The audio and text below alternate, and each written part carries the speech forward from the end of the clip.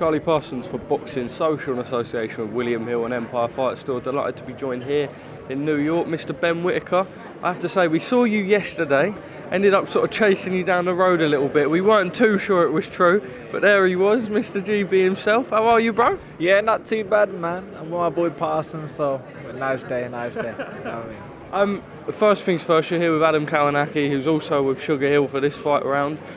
Supporting him come Saturday night. What have you seen of him? He's in a bit of a fighting for his career moment come Saturday night. Yeah, man, it's been great. We've been out here for about 3 weeks. I've been sparring him, sparring some other guys, and he's looking in great shape. I think he knows at this point of his career, coming off 3 losses, this is make or break. So he's got the right mindset. He's brought the right man in for the job, and hopefully he can get it over the line. Is it nice for you? I mean, the experiences that you get with Sugarhill are always going to change up. I mean, he works with so many excellent and high-level fighters. This time in New York with Kownacki and the team, an experience you've enjoyed? 100%. Like you said, luckily enough, he knows a lot of people in the game, so we can come out to New York, get different types of work, bounce to different type of gyms. So for me, so early on in my career, I'm only going to learn. Ben, let's talk a little bit about yourself. Back out in the ring last time after a little bit of sort of inactivity and frustrations for yourself. How much of a moment was that for you to sort of dust off the cobwebs and now get back into sort of fighting ways? Yeah, man, you saw me. You saw the ring walk. Came out looking sexy, did the job, and he's on to the next, really. Like you said, a bit of a frustrating year for me. It was on and off and whatnot, but the main thing is the ball's rolling now, so get the job done next week and just on to the next. It's weird because there's always criticisms, right? When there's someone that's too boring, the boxing fans are like, oh, they're not doing enough. And then when you do as much as you do, they want to hate. Look, you want to sort of bring your own sort of attitude and mentality into the boxing game. You're doing it your own way. You're not conforming to any narrative. What do you make of people that don't like it? I suppose you don't care. You want to create your own path? Hey, man, it's getting to me now. I mean, next fight I'm going to have no ring walk, no colour on the shorts now. Jokes aside, it's just one of those things, opinions. Everybody has their own opinion. That's why we love the sport so much. The main thing is for me is keep winning, keep performing, and at the end of the day, that's all I can do. You fight next week against Belujsky. He's sort of fought a lot of good up-and-coming and sort of highly touted fighters. What do you know of him? Excited to get back out again? Yeah, I had about 3-4 opponents, but for me, I'll just leave that to Sugar and my team. Eventually, Vladimir came through and they said yes. So for me, I've just got to stick to the basics, stick to the game plan and break him down slowly. But it's a great opponent for me right now. And all I can do is just perform and hopefully get him out there earlier than other guys did.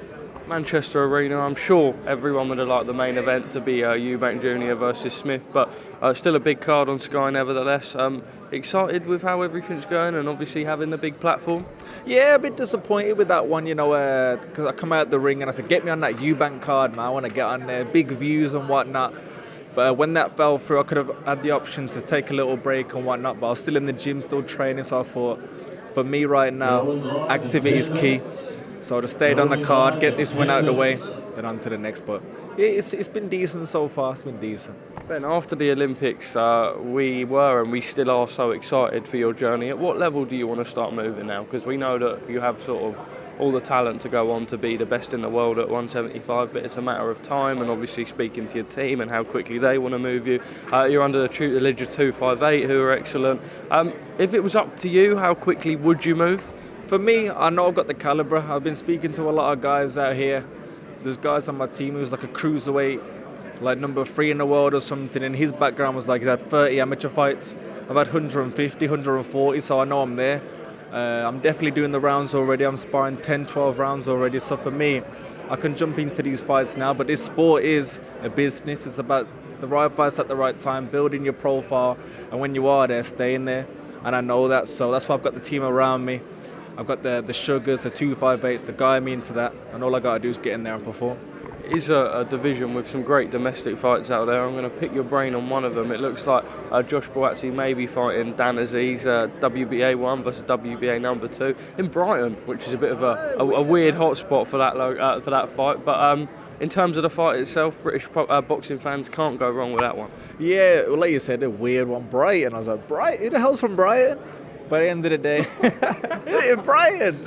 But, Brighton boxing fans fuming. No, I'm not. You know what? I love Brighton and whatnot. But don't put it.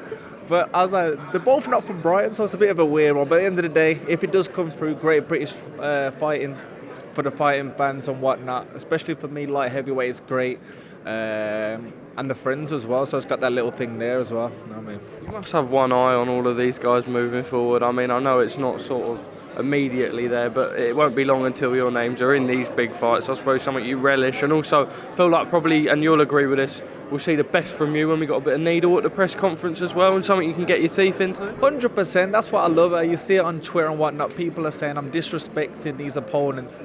I'm just having fun in there. I know when I need to switch on against these top level kids, that's when you see the best out of me. I'm doing this because I can right now. And when I start doing it to the better kids, what can I say? Yeah. Well, Ben Whittaker, an absolute pleasure. Thank you for your time, and we look forward to keep following your journey unfold. Thank you very much.